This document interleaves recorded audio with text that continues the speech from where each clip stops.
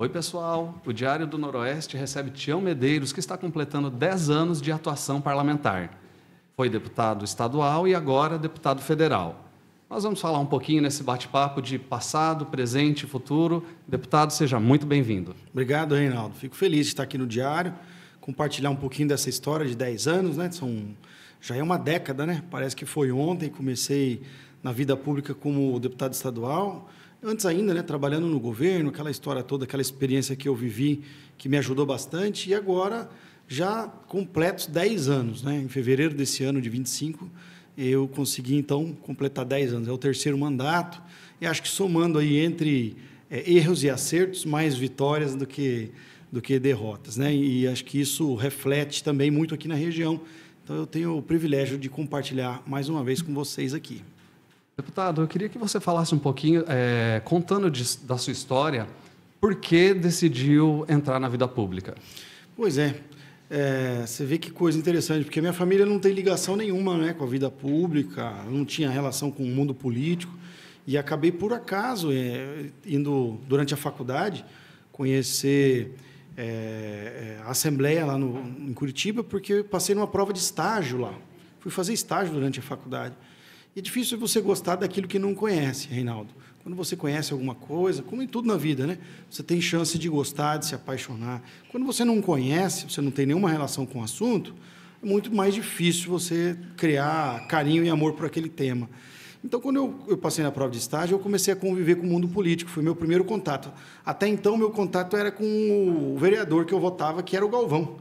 Porque eu, muito amigo do Davi, irmão dele, meu cabeleireiro, era o único político que eu conhecia, né? Figura conhecida aqui de Paranavaí, né? E aí, então, quando eu fui trabalhar de estagiário lá na Assembleia, eu comecei a conhecer os deputados estaduais, conhecer o que cada um fazia, como eles representavam as suas regiões, como tinha deputado que era atuante e mudava a região, como tinha deputado que era menos atuante, e como tinham diferentes formas de atuar. Eu sempre dou o exemplo que tem várias maneiras de chegar do outro lado do rio, né? Tem gente que vai nadando, outro pode ir mergulhando, um vai de barco, um vai de remo, outro, se quiser pular, pula. Então, tem várias formas de chegar no seu destino, né? Então, tinham deputados que atuavam de maneiras diferentes e tinham aqueles, claro, que eu me espelhava, que eu admirava, que eu gostava da forma com que ele cuidava da região dele, representava, lutava e tal. E aquilo foi me encantando, foi ali que abriu meus olhos, né? E aí, na época, a gente tinha 2 representantes aqui na nossa região, que um era o Dr. Luiz Acorce, que até faleceu há poucos dias, uma pessoa que eu gosto muito, gostava muito, e o outro, o Teru, nosso ex-prefeito e foi deputado. E eu tinha uma relação, naquele momento, excelente, e tem até hoje, né? E gosto muito do Teru também. Então, eram os nossos representantes regionais. Eram referências. Eram as referências da região. E lá em Curitiba eu conheci também o das outras regiões, né? Fui trabalhar com o Durval, que era de Cambé, na região metropolitana de Londrina. Um cara muito inteligente, muito habilidoso politicamente. Foi uma escola para mim. E aí comecei a gostar, né, Reinaldo? E o dia que eu descobri que o Teru seria candidato a deputado federal e que ficaria espaço vago, esse ambiente, aí eu tomei a decisão que aquela era a janela que se abriria para que eu pudesse disputar uma eleição de deputado estadual, já que em 2012 eu tentei viabilizar uma eleição para prefeito aqui, pouca gente se lembra, mas não deu certo, né? Ninguém me conhecia, né? Não tinha credibilidade, o pessoal não sabia se era sério, se era uma brincadeira, ou o que era. Enfim, estava entrando no mundo político, então você tem esses desafios do começo que são naturais. Então, em 2014, eu disputei a primeira eleição nesse contexto, junto com o Teru, ele foi candidato a federal, né? E me abriu essa janela aqui e deu tudo certo. Você é um deputado municipalista. Desde o início, você se voltou para os municípios da região, desde o primeiro ano lá do seu mandato, você se voltou para a região e trouxe recursos, empunhou bandeiras importantes também para o desenvolvimento, né, do Noroeste. Eu queria que, inclusive, tem aí uma soma de mais de 400 milhões, né, de recursos que você trouxe desde a Assembleia Legislativa até agora a Câmara dos Deputados. Queria que você fizesse um resumo aí, o que te marca mais nesse processo de construção do desenvolvimento. Você veja que algumas coisas têm impactos regionais que a gente, às vezes, nem espera. e nem imagina o alcance das nossas ações. Uma das primeiras coisas que eu consegui viabilizar, junto com o governador à época, o governador era o Beto Richa, foi aquela estrada, pavimentar a estrada de Porto Rico a Porto São José. Aqueles 9 quilômetros, eu achei que era só um asfalto na época, né? E depois, hoje eu posso afirmar assim, Sérgio, que foi muito mais do que um asfalto, né?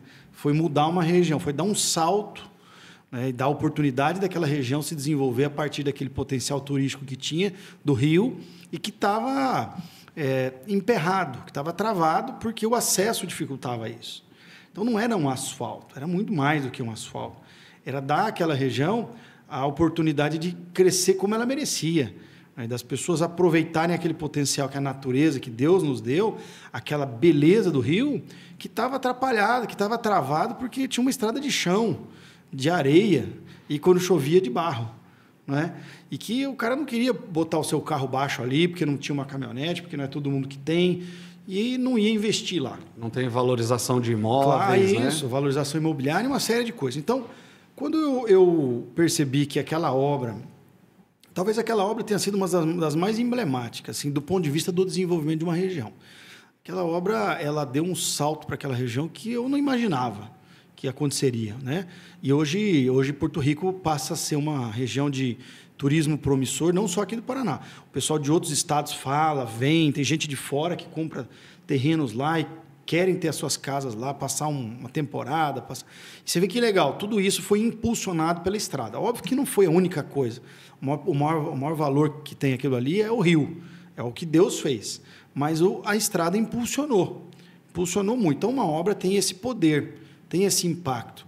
Como vai acontecer agora lá no Porto Maringá, que o governador já licitou a estrada de Marilena ao Porto Maringá, aqueles 11 quilômetros, que também era uma batalha antiga, deu certo. E como eu posso dizer que aconteceu aqui na estrada da Juranda, de São Carlos do Ivaí a Tamboara, agora a ponte de Japurá São Carlos do Ivaí, que já assinou o contrato com a empresa que ganhou e que nos próximos dias deve começar a obra. Outra obra super impactante para a nossa região, porque a gente está tão perto de Japurá, a gente está tão perto de São Manuel, ali, né, de Indianópolis, de São Tomé, e a gente não se conecta com aqueles municípios aqui em Paranavaí, porque o rio é uma barreira natural. E a gente está aqui do ladinho e parece que são municípios que não têm nenhuma relação conosco. E é fato, eles se conectam com o Cianorte e não conosco, embora estejam quase na mesma distância, estão no meio do caminho dos dois, porque o rio é uma barreira natural. Então, é uma obra que passa a conectar duas regiões que estão divididas por conta do rio. E isso abre portas também. Mas toda a vida, não tenho dúvida nenhuma disso. Nenhuma dúvida. O empresário, às vezes, não vai porque tem que pagar a balsa ou dar uma volta de 80 quilômetros. Então, ele não vai colocar um representante comercial lá, ele mira para o outro lado, vai para o Moarama e não vem para cá. E a gente quer fazer o contrário, quer que Paranavaí seja um polo de atração de oportunidades e não de dispersão. Então, obras assim mudam muito. Do ponto de vista educacional, a mesma coisa.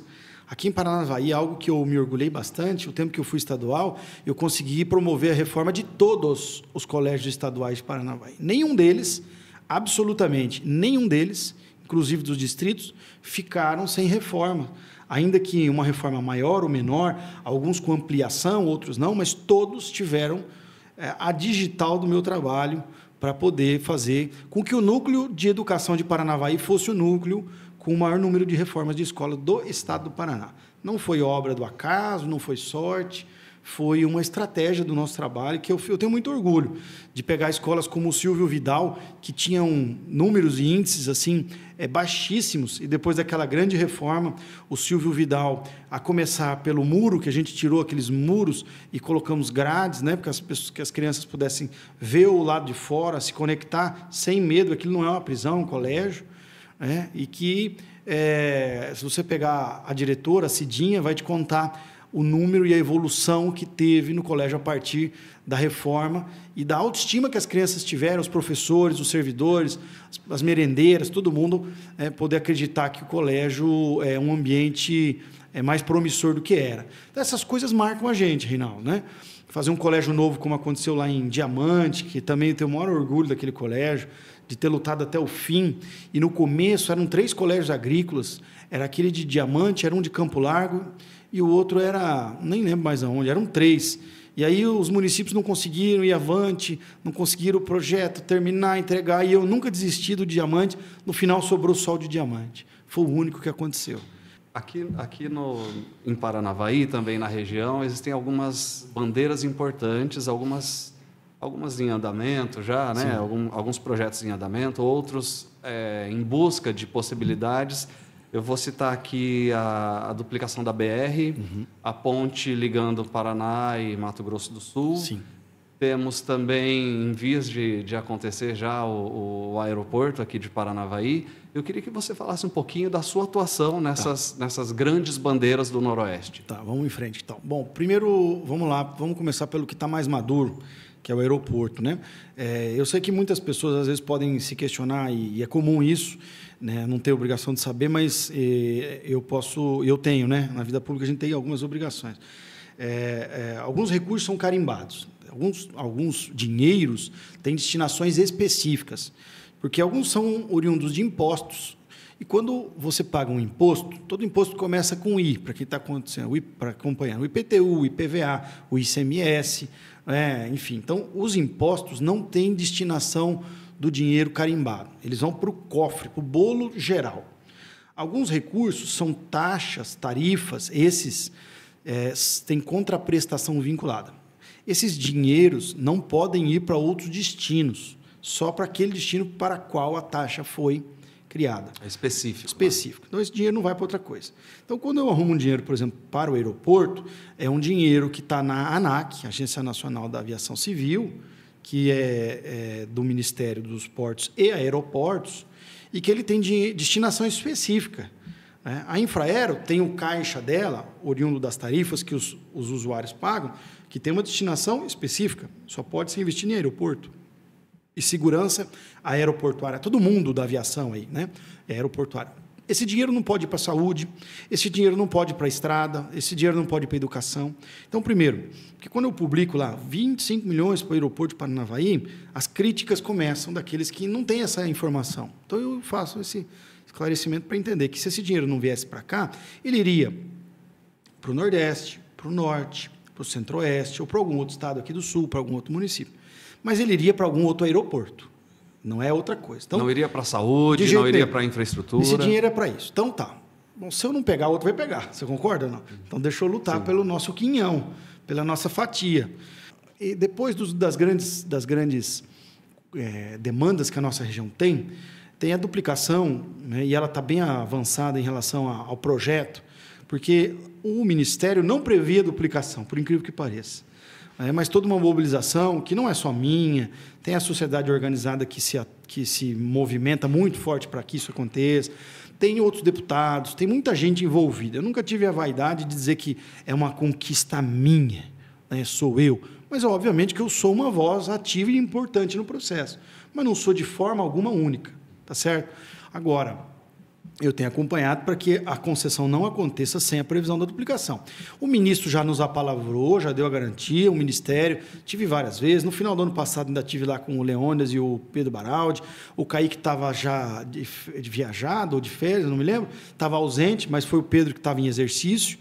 Né? E no momento em que o ministro confirmou para nós, de fato, a duplicação acontecerá 65 quilômetros a partir do ponto aqui da entrada de Paranavaí, ali no Jardim Morumbi, onde está o trevo da FATES hoje, dali para lá, 65 quilômetros até chegar no trevo de Loanda. Não é o que eu gostaria? Não, não é. Eu gostaria que fosse até a divisa de Estado. É o que eu gostaria. Mas não é o que está contemplado no projeto, né? E não é o que está colocado nessa primeira etapa. Então, vai sair a concessão agora em 25, aproximadamente em setembro, de agosto a setembro, o leilão deve acontecer, com a previsão da duplicação até o município de Loanda, até o trevo de Loanda, na entrada da PR-182. Bom, é possível depois incrementar essas obras? Sim, é possível, mas inicialmente elas devem acontecer até Loanda, até o 7º ano do contrato.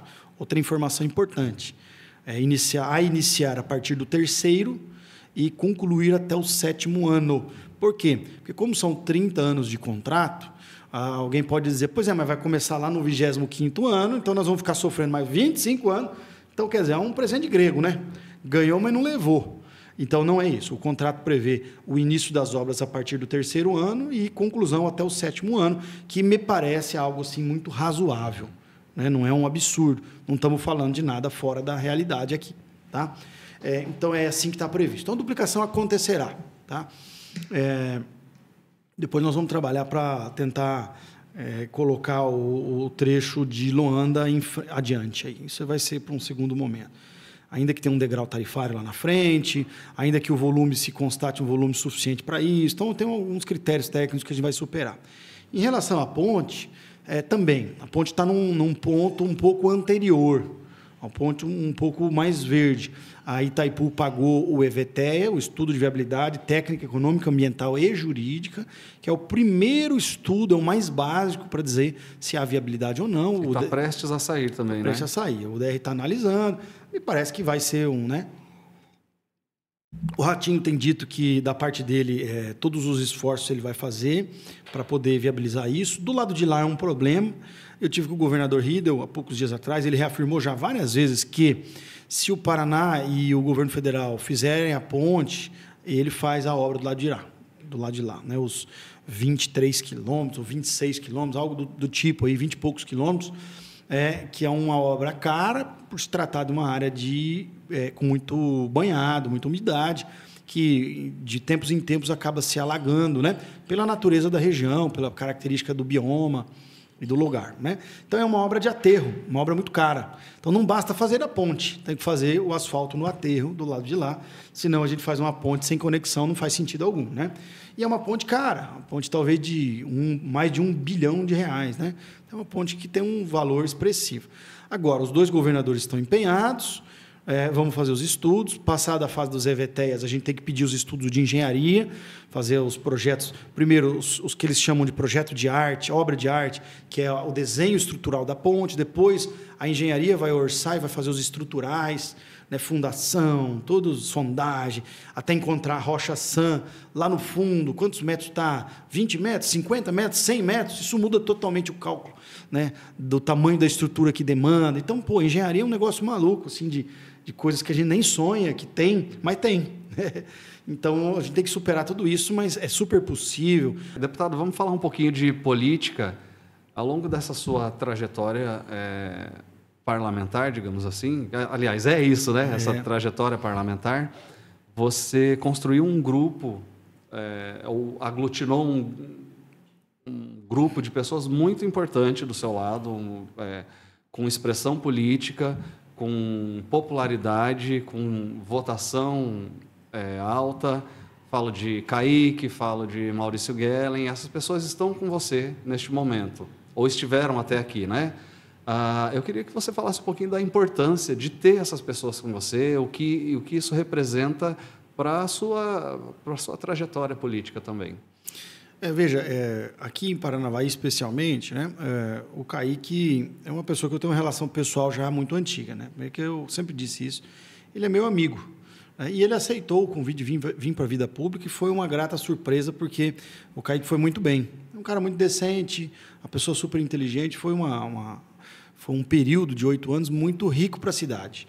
Essa parceria deu certo, essa simbiose, e foi muito legal, né? Então, e passado isso, o meu candidato natural e o candidato que eu tinha compromisso aqui era o Leônidas, mas o Leônidas decidiu não ser, decidiu correr o risco de aguardar a eleição estadual e eventualmente assumir o mandato de deputado estadual, que de fato foi o que aconteceu, né?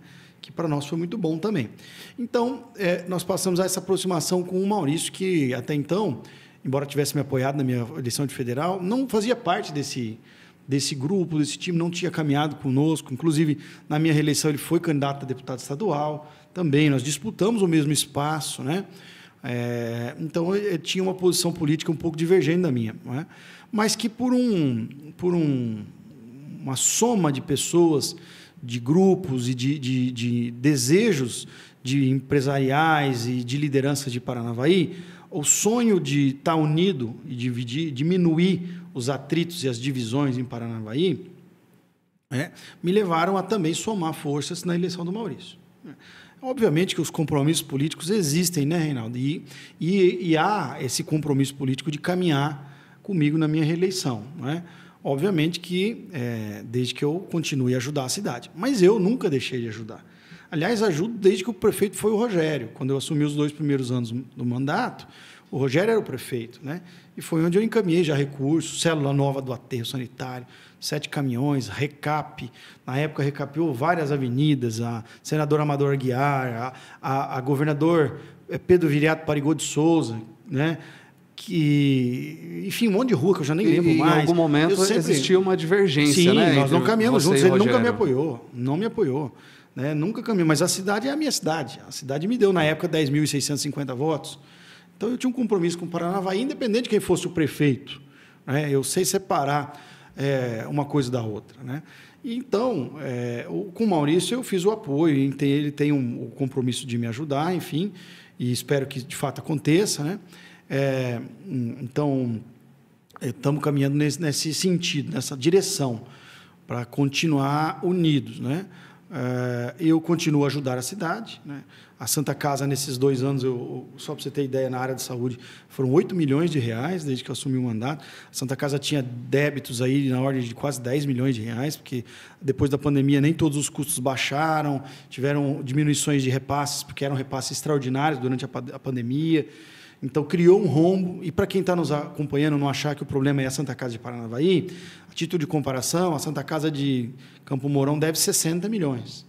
A Santa Casa de Guarapuava, 120. Quer dizer, então, assim, as santas casas do Brasil têm problemas de gestão e financeiros seríssimos. Isso está no Brasil inteiro. Então, é muito difícil tocar as santas casas de maneira superavitária. Então, nós tínhamos uma Santa Casa com um déficit relativamente pequeno. Né? Porque muita gente me pergunta, mas a unidade nova da Santa Casa, lá no Morumbi, não está a pleno vapor. São só 36 leitos funcionando dos 108. É verdade, porque primeiro a gente vai pagar as contas. Né? Esse ano, se Deus quiser, eu consigo zerar as contas da Santa Casa, com mais 4 milhões, 2 para zerar e 2 no positivo, é o meu desejo pessoal. Estou caminhando para isso novamente. Conseguir, então, avançar para pôr a pleno vapor. Volto a dizer o que eu falei no começo da nossa conversa. É uma construção. A gente vem construindo essa solução e não tem solução nem milagrosa, nem de curto prazo. Quem vier aqui prometer essa solução tem grandes chances de não estar falando a verdade. Deputado, tem algumas pautas, falando lá do governo federal, da sua atuação na Câmara, tem algumas pautas do governo que elas são, digamos, indigestas para os seus eleitores, para a sua base, e às vezes você acaba votando a favor, sei lá, por determinados fatores aí, e isso gera uma insatisfação do seu público, da sua base, dos seus eleitores. Eu queria que você comentasse um pouquinho como é que é essa relação do deputado com o governo federal e como trazer isso para a sua base também. Muito legal falar disso. É importante, aliás. Tem algumas questões que são inegociáveis. Né? Então, pautas de valores, de costumes, questões religiosas, questões de família, são questões que não dá para negociar. Né? Eu sou uma pessoa com valores muito bem definidos, muito claros, né? E que não vale tudo na minha vida. Então, tem questões que não se negociam. Né?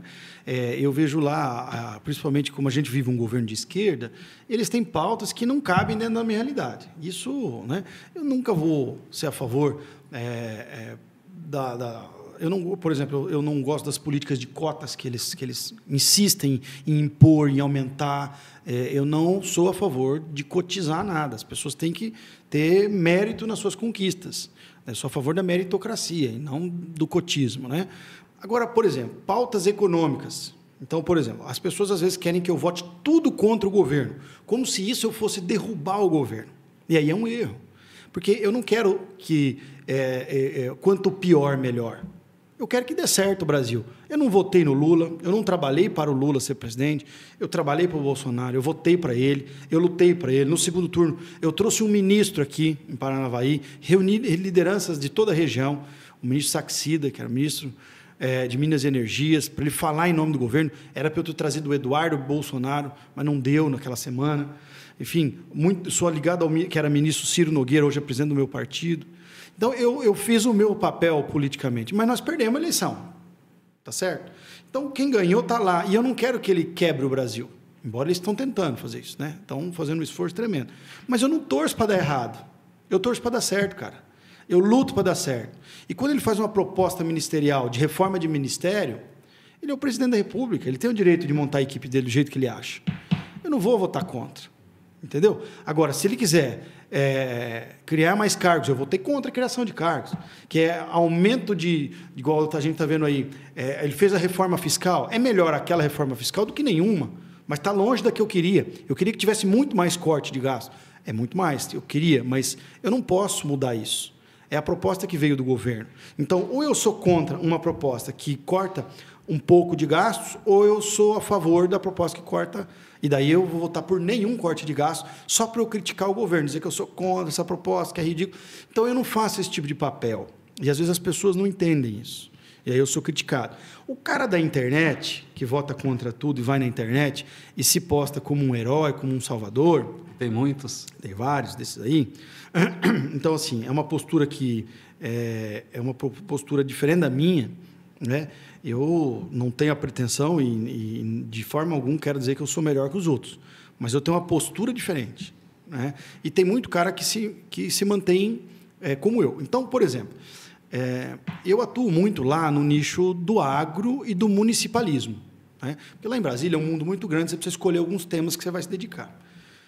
Então, se eu ficar todos os dias criticando o ministro da Agricultura, se eu falar que ele é bandido, que o presidente dele foi preso, todo mundo já sabe, amigo, que o presidente dele foi preso, ou alguém não sabe. Será que eu estou contando alguma novidade? Eu não estou. Agora, se eu hostilizar o cara todo dia e eu botar a faca todo dia nele, o dia que eu precisar ir lá resolver um problema sério, ele não vai me receber. Esse cara da internet não vai lá resolver. Então, meu amigo, da minha parte como representante, outra coisa que as pessoas não veem, né, eu sou uma pessoa que tenho procurado trabalhar pautas com qualidade, né, uma busca, né, de temas com relevância, fazer relatórios e projetos de lei com relevância, né, e isso me rendeu um prêmio pela Veja de estar entre os 15 deputados com a nota 5, né, os top 15 de qualidade legislativa, né, e eu penso que isso tem algum valor. Embora as pessoas, às vezes, não considerem isso, mas eu fiquei extremamente feliz e orgulhoso, porque eu nem sabia que estava sendo avaliado. Então, eles avaliam o nível de fiscalização de provocações que eu faço com o governo, as pautas que eu me envolvo, né? Os projetos que eu apresento, os relatórios que eu faço de projetos de terceiro, porque eu sou relator de projetos de terceiros, mas eu sou autor dos meus. Já partindo aí para o final desse nosso bate-papo, dessa conversa, eu queria que você falasse um pouquinho do que vem pela frente. O que esperar do deputado? Se vem já já tem a pretensão de buscar a reeleição? O que dá para esperar do deputado federal Tião Medeiros? Olha, Reinaldo, eu tenho... volto a dizer a história da construção, né? Eu construí uma condição para chegar até aqui que é muito difícil. E lá em Brasília eu tenho construído uma condição para ser um parlamentar reconhecido como alguém que trabalha e tem condições de ajudar o Congresso. E também alguém que seja capaz de construir pontes no momento em que as pessoas se distanciam cada vez mais por conta dessas polaridades. Isso não me faz uma pessoa que aceita tudo ou diz amém para tudo, mas me faz alguém capaz de conviver com os diferentes, né? E eu tenho essa condição e acho que, nesse momento, a gente precisa de mais pessoas com essa capacidade de construir pontes do que de se afastar dos outros, né? Volto a dizer, eles, embora sejam... tenham convicções diferentes das minhas, mas eles são as pessoas que estão comandando o Brasil. Eles ganharam a eleição. Então, a gente precisa entender isso. O meu sonho é estar num governo que eu acredito, ser um deputado da base e não de oposição, que eu possa ser muito mais útil pelo governo, aproveitado e ajudar muito mais a nossa região, o Paraná, e ajudar o Brasil. Eu fico assim chocado com as coisas que eu vi a partir da reforma tributária, que eu participei ativamente dentro da fatia do agro, porque era o que me cabia naquele momento. Eu era presidente da Comissão de Agricultura, que foi uma conquista que às vezes as pessoas aqui até não conseguem compreender, mas fazia 20 anos que não tinha um deputado presidente de primeiro mandato. Então, foi uma vitória, foi algo que me projetou bastante no Congresso, nesse nicho especialmente, e que para mim, foi a votação, a menos que venha a ter um impeachment no futuro aí, foi a votação mais importante do mandato, a reforma tributária, né? A gente conseguiu manter grandes vantagens para o produtor rural, merecidos benefícios, não é? Para o cooperativismo também, que é um modelo de negócio que dá certo. E eu poderia aqui falar dezenas de bandeiras que a gente defende. Então, essa construção leva tempo para ser conhecido, né? Quem é o Tião Medeiros, né? O que faz, o que pensa, como age. Quase que dá um Globo Repórter. É verdade. Então, é isso o espírito, ir para uma reeleição, para tentar, num segundo mandato, ter mais resultados do que no primeiro, que é um mandato de estreia. Sabe que o Ratinho, o governador, me falou isso. Falou, Tião, você vai ver que o cara começa a ser deputado no segundo mandato, lá em Brasília. Aqui no primeiro, ninguém conhece você. E no dia eu falei, será, rapaz? Mas o Ratinho estava certo. Demora para você ganhar cancha lá. Então, é isso. Eu preciso construir essa condição de ter uma trajetória, de ter uma história, de ser reconhecido. Ninguém nasce grande, nasce pequeno e vai, né, com muita dedicação e esforço trilhando o seu caminho.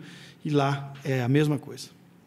E aí eu abro, então, para você fazer as suas considerações finais e já agradecendo por essa conversa, por ter vindo aqui.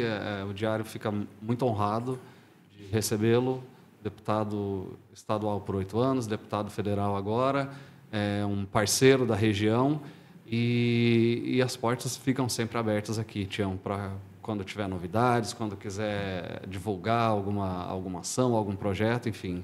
Então, abre espaço para as considerações. Eu fico feliz. Obrigado, Reinaldo, por você, pelo Sérgio, o Guto, a família aí do Diário, né, por abrir essa ponte de interlocução com a cidade, com a sociedade, com a região. E eu só posso agradecer. Paranavaí foi muito generosa comigo, né, me concedeu uma votação muito grande. Aliás, foi a maior votação da história de Paranavaí, 32.050 votos. Nenhum deputado estadual, nenhum deputado federal, nem prefeito alcançou essa votação. Então, eu só posso agradecer. Eu espero poder retribuir à altura, ainda que às vezes as pessoas não compreendam todas as ações. Eu gostaria de ter a oportunidade de explicar mais isso, né? Pedir com muita humildade desculpas àqueles que acham que eu tenho caminhado para um lado que não é o melhor caminho, mas eu tenho feito aquilo que eu acredito como uma boa política, não a política do ódio, né, da rivalidade, não a política da hostilidade, né, da agressão, mas tentar minimizar isso. Isso não faz bem para ninguém, nem para mim, nem para a família, não faz bem nem para quem bate, nem para quem apanha. Então, isso é igual à guerra, né? E a gente está vivendo quase uma guerra, né? Ninguém ganha numa guerra, né? Um morreu 100 mil, o outro morreu 1 milhão, e ganhou o que morreu 100 mil. Não, morreu 100 mil, ninguém ganhou, né? A Ucrânia está achando que vai perder. Ninguém ganhou na guerra, todo mundo perdeu. Um pode ter levado um pedaço de terra a mais do que o outro, mas todo mundo perdeu. E eu acho que a política também tem um pouco disso.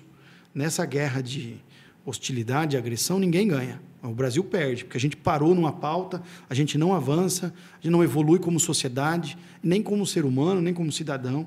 E eu tenho buscado ser um ponto um pouco diferente de sair disso. E isso não faz de mim uma pessoa que aceita tudo que eles fazem, que eles pensam, né? Volto a dizer, eu tenho as minhas convicções, os pontos que são inegociáveis e que eu vou continuar a defender cada uma dessas bandeiras, mas que a gente precisa minimizar essas tensões e tentar criar um ambiente um pouco mais saudável para o Brasil, né? Que as pessoas não tenham esse ódio todo do que está acontecendo, que o governo se aprume, né? Que consiga melhorar e avançar o país e não afundar, como a gente tem testemunhado, isso é muito triste. E isso a gente vai tentar reconsertar ou colocar nos trilhos, recolocar nos trilhos, eu diria assim, com o diálogo, e não batendo, criticando, esfaqueando, denunciando e tentando cada vez mais distanciar um do outro. Eu acredito na construção e na transformação pelo diálogo, né? O governo vai precisar de votos e a gente vai precisar ter capacidade de construir as soluções no Congresso, e também de conseguir mudar a legislação para diminuir o agigantamento do ativismo judicial, né? Eu sou autor, por exemplo, do projeto de lei que deve ser pautado, o presidente Hugo Mota diz que vai pautar, que põe prazo nos inquéritos presididos pelo Supremo. Você não pode ser refém de um ministro do Supremo, deixar você sendo investigado por anos a fio para fazer você refém. Isso é um absurdo. Isso é um Estado inquisitório. Isso não dá. O inquérito tem que ser 90 mais 90, 180 dias. É o prazo limite. Se em 180 dias o poder público não encontrou crime atribuído em tese à sua pessoa, ele que encerre e você siga a sua vida. Você não pode ser refém do Estado a vida toda. O Estado tem aparato para isso. Se ele não encontrou, é porque não foi capaz de identificar nenhum crime. Então, são coisas que um mandato de qualidade que eu procuro buscar e fazer e me dedicar. Mas eu, de forma muito honesta, sou muito agradecido ao que a nossa região fez, né? Eu espero que as pessoas possam acompanhar isso, esse trabalho de qualidade, né, de buscar essas pontas de conciliação e não de divergência, e que compreendam que isso é uma estratégia para tentar avançar e não para aumentar as diferenças que nos colocam em polos distantes e odiosos, né? E acho que isso não constrói, isso destrói, né, as relações e que o diálogo é capaz de construir, conciliar e buscar, nesse ambiente de divergência, pontos de convergência que a gente possa se unir. Acho que é esse o meu desejo. Beleza, muito obrigado, Tião, mais uma vez. E obrigado a você que acompanhou esse e acompanha outros conteúdos também do Diário do Noroeste.